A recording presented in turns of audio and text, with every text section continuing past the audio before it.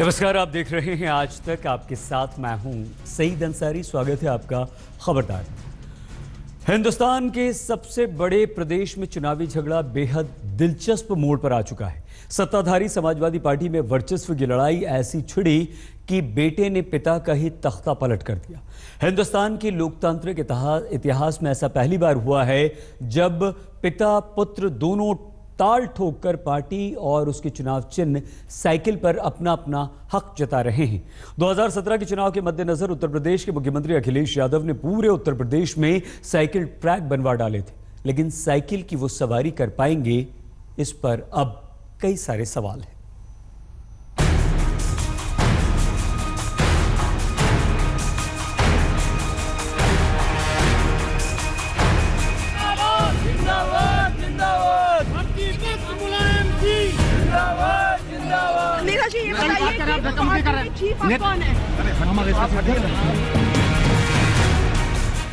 नेताजी ने जो कभी सपने में भी नहीं सोचा होगा वो हो गया। अपने खून पसीने से सींचकर जिस पार्टी को खड़ा किया, आज सवाल उठ रहे हैं कि वो पार्टी किसकी है। लेकिन सच तो यही है, सिर्फ तलवारें नहीं चली, खून नहीं बहा। पर लखनऊ में भी वही हुआ जो अशोक से लेकर औरंगजेब तक होता आया है। टीपू यानी अखिलेश ने भी साबित कर दिया कि सत्ता उसकी होती है जो छीन सके। ये अधिवेशन सर्वसम्मति से उत्तर प्रदेश के माननीय मुख्यमंत्री श्री अखिलेश यादव जी को समाजवादी पार्टी का अध्यक्ष, राष्ट्रीय अध्यक्ष चुनता है।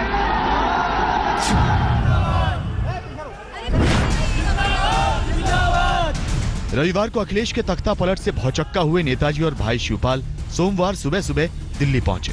मुलायम सिंह ने चुनाव आयोग से मिलने का वक्त लिया था। इससे पहले मुलायम के घर पर बैठक थी। बैठक से पहले शिवपाल ने नेताजी के साथ जीने मरने की कस्में खाई। मैं भी नेताजी राष्ट्रीय अध्यक्ष हैं और आगे भी राष्ट्रीय अध्यक्ष रहेंगे। ये जो कुछ हो रहा है सभी असंवैधानिक हो रहा है और हम नेताजी के साथ मरते दम तक साथ रहे और रहेंगे। समाजवादी पार्टी में बाप बेटे के बीच छिड़ी सत्ता की इस जंग में अब सबसे बड़ा सवाल यह है कि पार्टी किसकी है, असल अध्यक्ष कौन है, यह अब चुनाव आयोग ही तय करेगा। सोमवार शाम 4:30 बजे मुलायम सिंह यादव चुनाव आयोग पहुंचे। करीब 1 घंटे तक अपनी बात आयोग के सामने रखने के बाद मुलायम बाहर निकले, लेकिन मीडिया से बात नहीं की। मंगलवार सुबह 11:30 बजे रामगोपाल यादव को चुनाव आयोग ने वक्त दिया है। वो अखिलेश की तरफ से बात रखेंगे। इस रस्साकशी के बीच अब सबसे बड़ा सवाल ये हो गया है कि समाजवादी पार्टी किसकी है और पार्टी के चुनाव चिन्ह साइकिल पर किसका हक होगा। अगर इसी ढंग से सियासत के दंगल में दोनों ताल ठोकते रहे तो फिलहाल साइकिल का पंचर होना तय माना जा रहा है। चुनाव आयोग साइकिल सिंबल को फ्रीज कर सकता है और दोनों गुटों को चुनाव में बिना साइकिल सिंबल के जाना पड़ सकता है। चुनाव चिन्ह है समाजवादी पार्टी पर, चुनाव चिन्ह है हमारे तस्कर। आपने जो फैसला किया, जो अधिवेशन का फैसला था, गलत था, असंवैधानिक था। हाँ, तो वो सुप्रीम कोर्ट के जज हैं, तो उन्हीं से पूछो। सर, लेकिन सर पार्टी का संविधान क्या कहता है? सर, जो संविधान जो कहता है हम जानते हैं।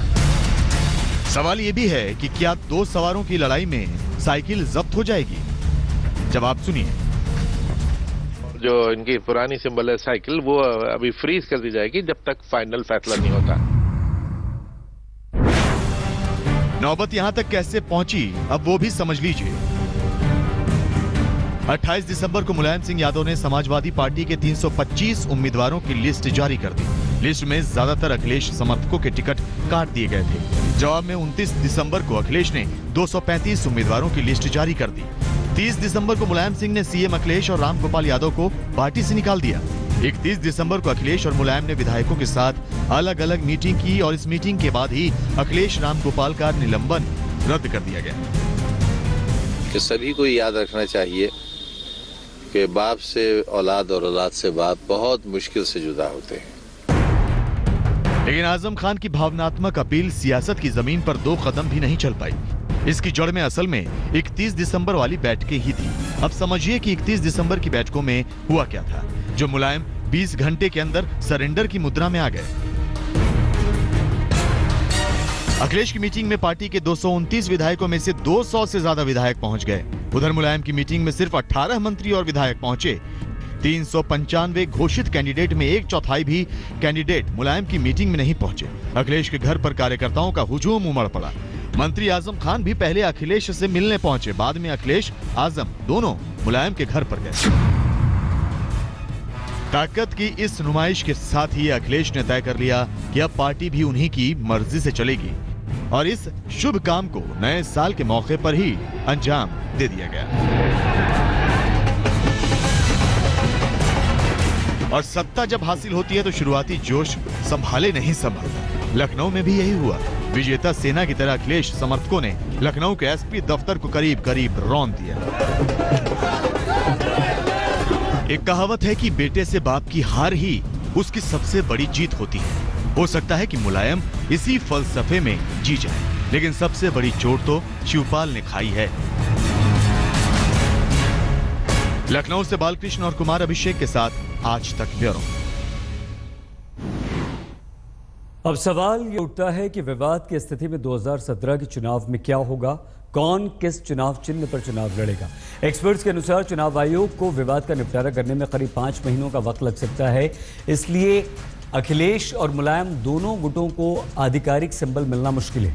दोनों गुटों के लिए तात्कालिक इंतजाम किए जा सकते हैं। एक को समाजवादी X और दूसरे को समाजवादी Y जैसे नाम दिए जा सकते हैं और अंतिम फैसले तक चुनाव चिन्ह साइकिल को फ्रीज किया जा सकता है।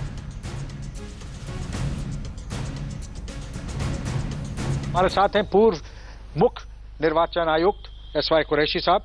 कुरैशी साहब, समाजवादी पार्टी का जो झगड़ा है अब इलेक्शन कमीशन के दरवाजे पहुंच गया है। दोनों साइड मान्यता चाहते हैं कि वो असली समाजवादी पार्टी है। ये कब तक डिसाइड होगा और कैसे डिसाइड होगा? इलेक्शन कमीशन किसी पार्टी का इंतजार करेगी और जो भी पार्टी पहले पहुंचेगी उसका क्लेम दूसरी पार्टी को भेजा जाएगा नोटिस कि भाई आपको क्या कहना है इस पे। फिर जब दोनों के क्लेम एंड काउंटर क्लेम्स आएंगे, एविडेंस मांगी जाएगी, एफिडेविट उनसे मांगे जाएंगे, उसके बाद इलेक्शन कमीशन फैसला करेगी। कितना समय लग सकता है? देखिए, चूंकि ये एक क्वाज़ी जुडिशियल प्रोसेस है, इसमें कम से कम 4-5 महीने लगेंगे। तो 4-5 महीने लग सकते हैं, तो इसका मतलब इस इलेक्शन में किसी को ऑफिशियल सिंबल नहीं मिलेगा? जी, इस वक्त मुझे तो नहीं लगता कि बिल्कुल मिलने की कोई पॉसिबिलिटी है, क्योंकि इलेक्शन तो बिल्कुल अवसर पे आ चुका है। तो ये दो फैक्शन, फिर नाम किसको मिलेगा समाजवादी पार्टी का? चूंकि दोनों एक नाम को क्लेम करेंगी और दोनों सिंबल को क्लेम करेंगी, तो दोनों के लिए एक एडहॉक अरेंजमेंट होगा कि जैसे पहले होता रहा है कि एक पार्टी के नाम जैसे समाजवादी पार्टी X एंड समाज पार्टी Y, दो पार्टी के फैक्शन के नाम हो जाएंगे और दोनों को एडहॉक एक सिंबल दे दी जाएगी और जो इनकी पुरानी सिंबल है साइकिल, वो अभी फ्रीज कर दी जाएगी जब तक फाइनल फैसला नहीं होता। लखनऊ में समाजवादी परिवार में छिड़ी वर्चस्व की लड़ाई के बीच आज प्रधानमंत्री नरेंद्र मोदी ने भी चुनावी चोट की। नए साल में प्रधानमंत्री नरेंद्र मोदी ने लखनऊ में अपनी पहली चुनावी रैली की। प्रधानमंत्री मोदी ने समाजवादी पार्टी, बहुजन समाज पार्टी और कांग्रेस सब पर निशाना साधते हुए उत्तर प्रदेश में बीजेपी के 14 साल के वनवास के खात्मे की भविष्यवाणी कर दी।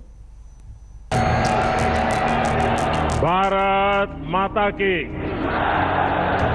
भारत माता की। लखनऊ के रमाबाई अंबेडकर पार्क में परिवर्तन के रैली के मंच से जब मोदी गरजे तो लाखों की भीड़ का जोश उनकी हर ललकार के साथ दोगुना होता गया। भाइयों और बहनों, इसी जोश के बलबूते पीएम मोदी ने यूपी में बीजेपी के 14 साल के वनवास के अंत का ऐलान कर दिया। बीजेपी का 14 साल का वनवास खत्म होगा। 14 साल के बाद फिर एक बार उत्तर प्रदेश की धरती पर विकास का नया अवसर आने का ये नजारा मैं देख रहा हूं भाइयों बहनों। नोटबंदी पर विपक्ष के विरोध को मुद्दा बनाकर पीएम मोदी ने यूपी के सियासी धुरंधरों की नीयत पर सवाल खड़े कर दिए। वो कहते हैं मोदी हटाओ, मैं कहता हूं काला धन हटाओ। वो कहते हैं मोदी हटाओ, मैं कहता हूं भ्रष्टाचार हटाओ। देश की जनता को तय करना है कि हमें क्या करना है। समाजवादी पार्टी और माया की बीएसपी पर भ्रष्टाचार की तोहमत मढ़कर पीएम मोदी ने यह ऐलान भी कर दिया कि यूपी को अगर कोई बचाएगा तो वो बीजेपी ही है। दोनों इकट्ठे हो गए, दोनों मिलकर के कह रहे हैं कि मोदी को बदलो, मोदी को हटाओ। एक तरफ पैसे बचाने वाली पार्टी, एक तरफ परिवार में उलझी पार्टी, एकमात्र पार्टी भारतीय जनता पार्टी है जो उत्तर प्रदेश को बचाने के लिए आई है। पीएम मोदी के 31 दिसंबर के संबोधन पर विरोधियों ने बजट भाषण कहकर तंज कसा था। पीएम ने लखनऊ में इसका भी जवाब दिया। मोदी पैसा ले ले तो भी वो परेशान, और मोदी गरीबों को पैसे दे दे तो भी परेशान। इनकी परेशानी भाइयों बहनों इस बात की है कि इनकी कुर्सियां हिल रही हैं, कुर्सियां हिल रही है। पूरे भाषण के दौरान पीएम मोदी बार बार अलग अलग अंदाज में लोगों को समझाते रहे कि 2017 के चुनाव में बीजेपी को वोट करें, तभी किस्मत बदलेगी। एक बार अपने पराये से ऊपर उठ करके, जात पात से ऊपर उठ करके सिर्फ और सिर्फ उत्तर प्रदेश के विकास के लिए चुनाव में वोट कीजिए। आप देखिए उत्तर प्रदेश बदलता है कि नहीं बदलता है। आधा अधूरा कुछ मत करना, भारी बहुमत के साथ उत्तर प्रदेश में सरकार बनाना, ताकि उत्तर प्रदेश के भाग्य को बदलने के लिए कोई रुकावट ना आए, जो हमारे साथ होंगे। रमाबाई मैदान पर पीएम मोदी के आरोपों का जवाब देने में विपक्ष ने भी देर नहीं लगाई। उनका भी भला हो। विपक्ष कुछ भी कहे, लेकिन लखनऊ के मैदान पर पहुंची समर्थकों की भीड़ ने पीएम और बीजेपी की बाँछें खिला दी हैं। भाषण की शुरुआत में ही पीएम ने इसका जिक्र भी कर दिया था। मेरे पूरे जीवन काल में इतनी बड़ी रैली संबोधन करने का मुझे सौभाग्य नहीं मिला। बालकृष्ण के साथ कुमार अभिषेक, लखनऊ, आज तक।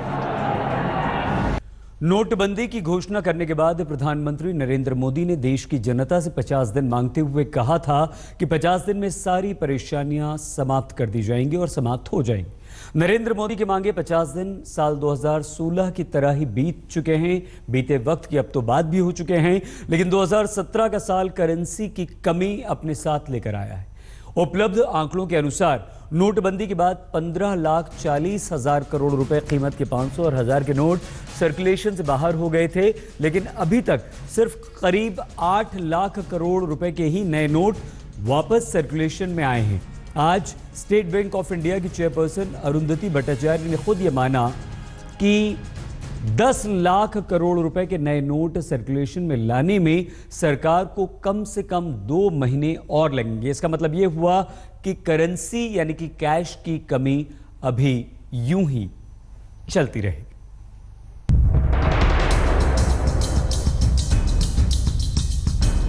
मैंने सिर्फ देश से 50 दिन मांगे हैं, 50 दिन। 30 दिसंबर तक मुझे मौका दीजिए मेरे भाई।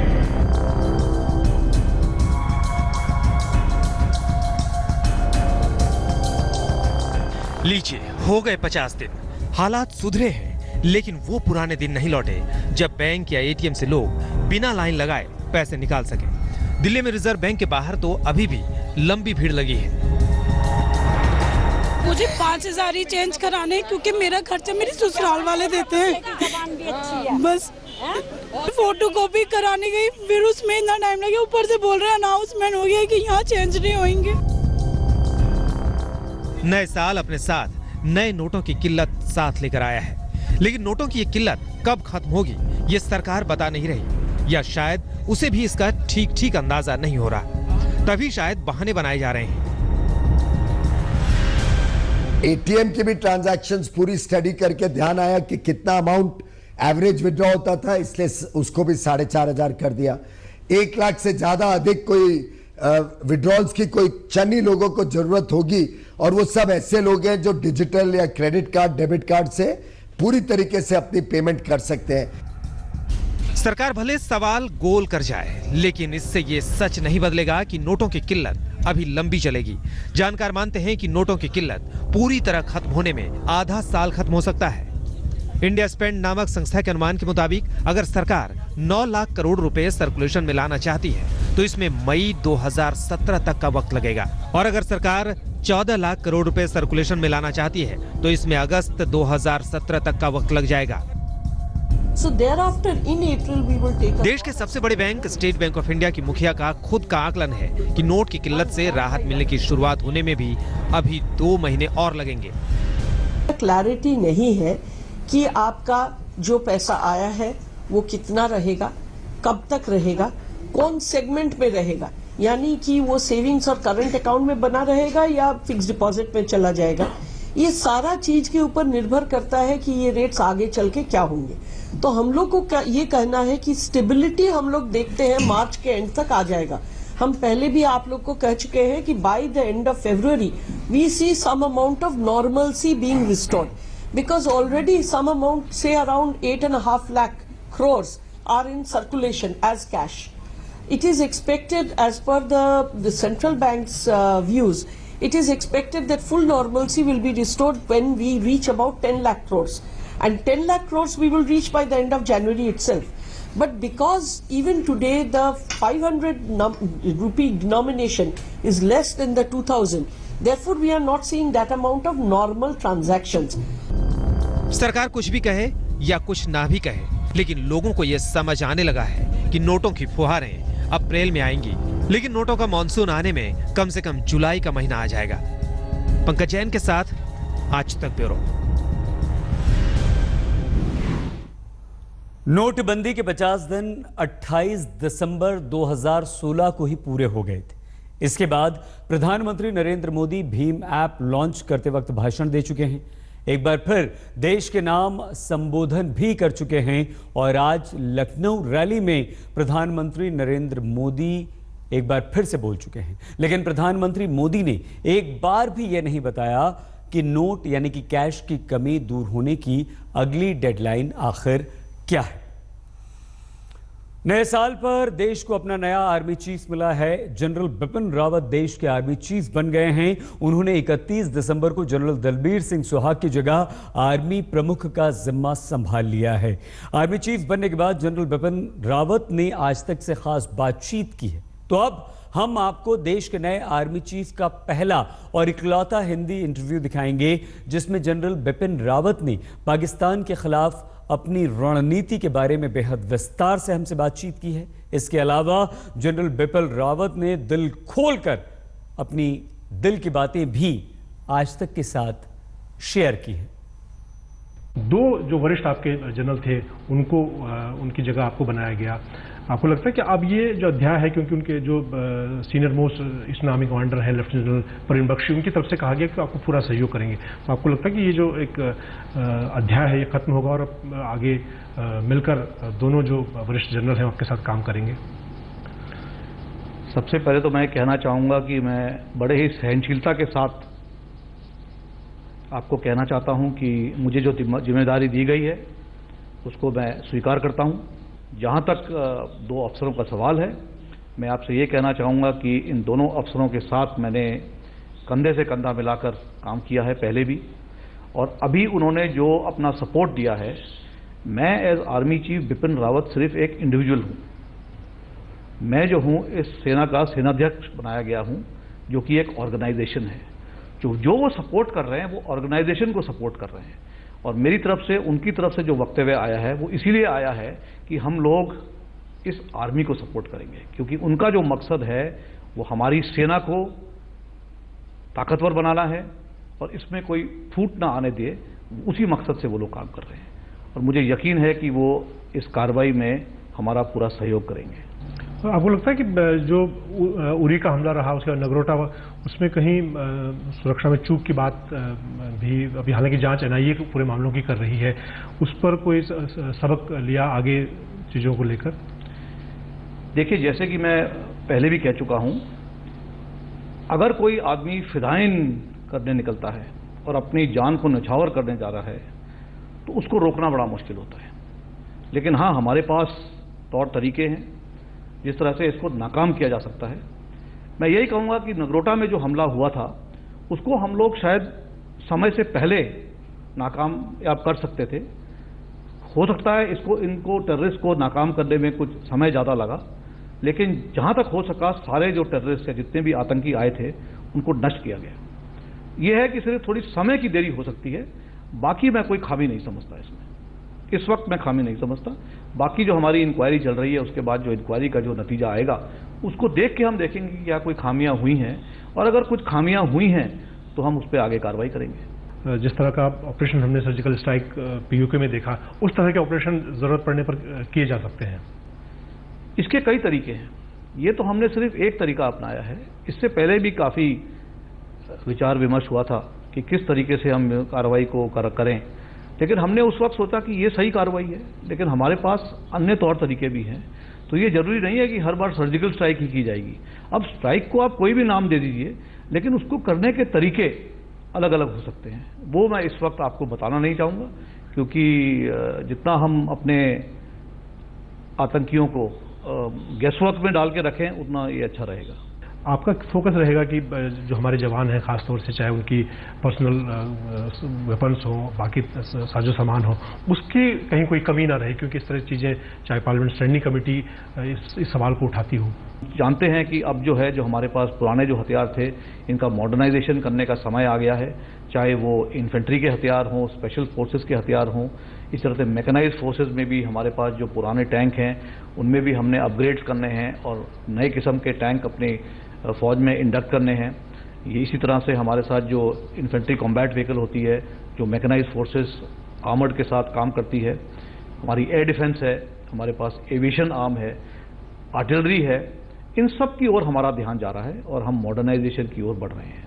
इसके लिए हमारे को सरकार से काफ़ी मदद मिल रही है, और जैसे कि आप जानते हैं हमारी कोशिश ये हो रही है कि जो हमारी भारत में जो इंडस्ट्री है, लोकल इंडस्ट्री है, इनके सहयोग के साथ हम लोग खुद जो है अपने ऊपर सेल्फ रिलायंट हो सके। जनरल साहब, अपने पिता को कैसे आप याद करते हैं, क्योंकि आप उनसे 2 कदम आगे बढ़े हैं। लेफ्टिनेंट जनरल LS रावत साहब जो कि डिप्टी चीफ के पद तक पहुंचे हैं, उनका योगदान कैसे आप अपने जीवन में देखते हैं? मैंने उनसे जो कुछ सीखा उसने मुझे आज इस पद पर पहुंचने में बहुत मदद की है। उन्होंने सिर्फ मुझे एक चीज़ कहा था कि एक तो अब आप फौज में आ गए हो, जो भी कार्रवाई करोगे वो ईमानदारी से करना। उसका मैंने अमल किया है। दूसरी बात जो उन्होंने मुझसे कही थी कि इन्फेंट्री में अगर जा रहे हो तो ये ध्यान रखना कि आपको जो है अपने जवानों का ख्याल रखना है, और आपको अगर इज्जत मिलेगी तो जवानों से मिलेगी, और अगर आपको जवानों से इज्जत मिलती रही तो भगवान का आशीर्वाद आपके साथ रहेगा। और तीसरी बात जो उन्होंने कही थी कि कभी ये मत सोचना कि आप जो कार्रवाई कर रहे हो उसको कोई देख नहीं रहा है, तो कार्रवाई सिर्फ वही की जाए, उसी तरह से की जाए जिस पर कि सीनियर की या जूनियर की या जिसकी नज़र पड़ रही है, क्योंकि उनका ये कहना था कि देखने वाला ऊपर बैठा है, नंबर आपको वही देगा। और इसीलिए जो भी कार्रवाई करोगे ईमानदारी से करना, उसका फल कभी मत देखना, और फल आपको मिलता रहेगा। कॉमेडी में कपल नंबर 1, खबरों की दुनिया में श्वेता नंबर 1। देखते रहिए आज तक।